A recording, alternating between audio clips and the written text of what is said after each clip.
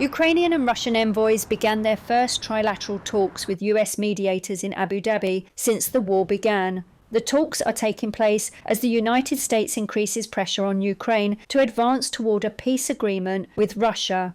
Participants include US envoy Steve Witkoff and Jared Kushner, Russia's intelligence chief Igor Kostyukov, and senior Ukrainian officials, including Kirilo Budanov and Rustem Umerov. Ukrainian military leaders are expected to join on Saturday.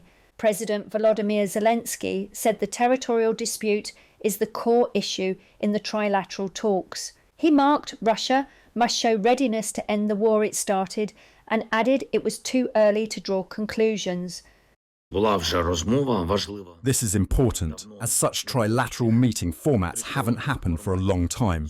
They are discussing the parameters for ending the war. By now, they should already have at least some answers from Russia. The key is that Russia must be ready to end this war, the one it itself started. Ukraine's positions are clear. The talks follow Zelensky's meeting with US President Donald Trump at the World Economic Forum in Davos, where an agreement on US security guarantees for Ukraine was reportedly finalized and is awaiting a date and location for signing.